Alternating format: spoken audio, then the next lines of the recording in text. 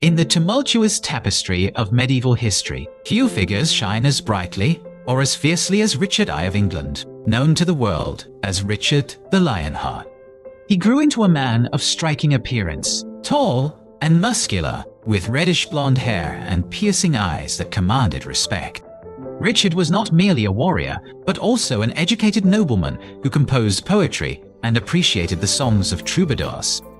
These family feuds were often fueled by the political machinations of the French king, Louis VII, and later his son, Philip II.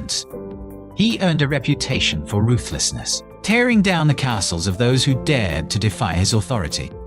It was during these early campaigns that he began to be called Coeur de Lion, or Lionheart, for his extraordinary bravery.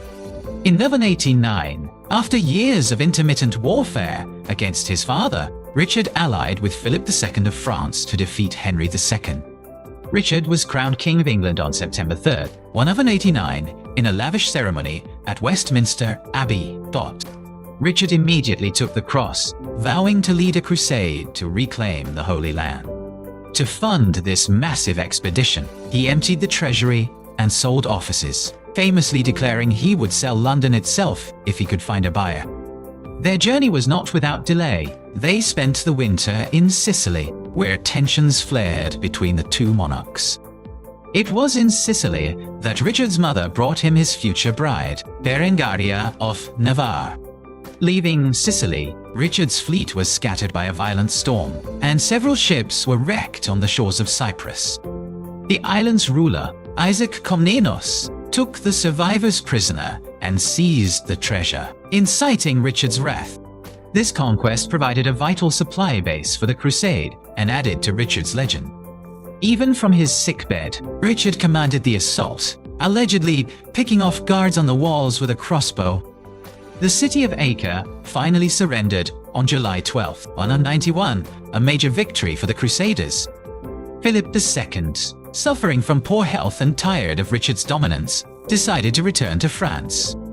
Negotiations with Saladin regarding the prisoners of Acre broke down, leading to a grim decision. In a controversial and brutal act, Richard ordered the execution of over 2,000 Muslim prisoners. This massacre demonstrated Richard's ruthlessness and signaled that the war would be fought to the bitter end. The army was constantly harassed by Saladin's light cavalry, but Richard maintained strict discipline. Richard himself fought at the forefront, his axe carving a path through the enemy ranks. The victory at Arsuf shattered the myth of Saladin's invincibility and boosted Crusader morale. They exchanged gifts. Saladin sent fresh fruit and snow from the mountains when Richard was feverish. Richard twice led his army to within sight of Jerusalem, only to turn back each time. He realized that while he could capture the city, he lacked the manpower to hold it against a counterattack. This decision was militarily sound but deeply unpopular with the rank-and-file Crusaders who longed to complete their pilgrimage. King Philip II was also attacking Richard's lands in Normandy, taking advantage of his absence. Wading ashore directly into the fight, Richard led a counterattack that became the stuff of legend. He took the city and then defended it against a vastly superior force. Exhausted and ill, both sides were ready for peace. Jerusalem would remain under Muslim control, but unarmed Christian pilgrims would be allowed to visit the city. Richard departed the Holy Land in October of 1192, his vow to retake Jerusalem unfulfilled. His journey home would prove to be as dangerous as the war itself.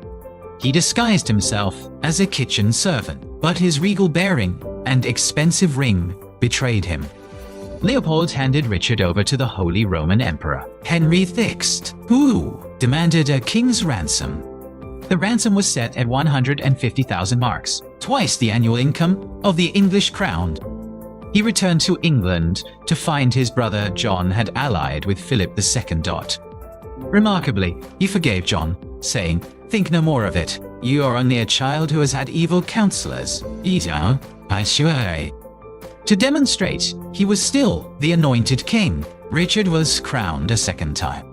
However, England held little interest for him. He was eager to reclaim his French lands from Philip. To defend Normandy, he built the magnificent Chateau Gaillard, a fortress ahead of its time. In March of 1099, Richard was besieging the castle of Chalus-Chabrol to claim a treasure trove. He rode close to the walls without his chainmail, protected only by a shield bearer. Richard tried to pull the bolt out himself, but it broke, leaving the barb inside. The castle fell, and the crossbowman, a boy named Pierre Basile, was brought before the dying king. Instead of ordering his execution, Richard forgave him and gave him a purse of gold. Richard died on April 6, 1099, in the arms of his mother, Eleanor Tort. His heart was buried in Rouen, his entrails in Chalus, and his body at Fontevraud Abbey. Yet, he remains one of the most iconic figures of the Middle Ages, the embodiment of chivalry, de haute. His name became synonymous with bravery, recited in legends and romances for centuries. He bankrupted the country, yet he inspired loyalty that few other kings could command.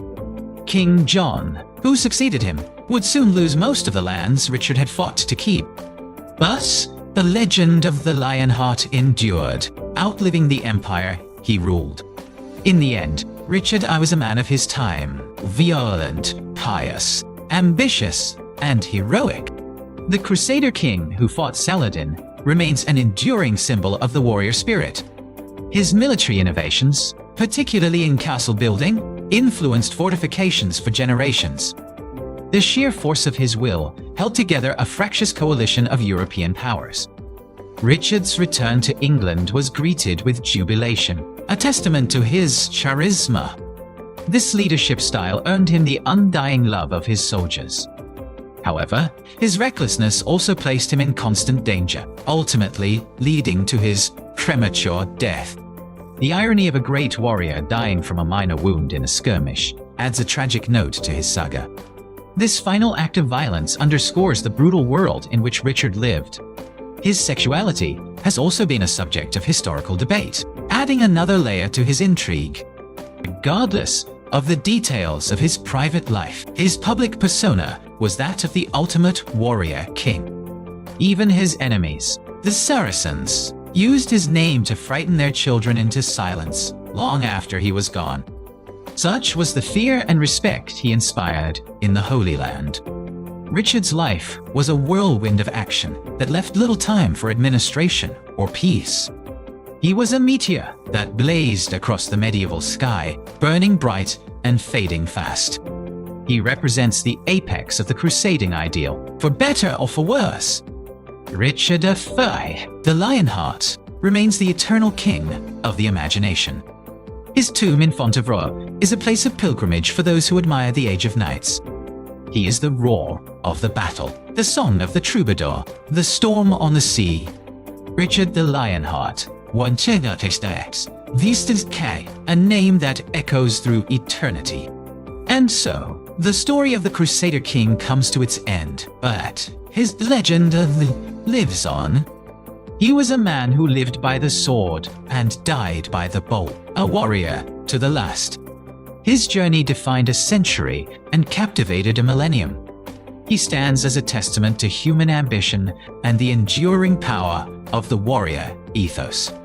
Let us remember Richard not just as a king, but as a force of nature. The Crusader King who fought Saladin, a legend written in blood and gold. And with that, we bid farewell to the Lionheart.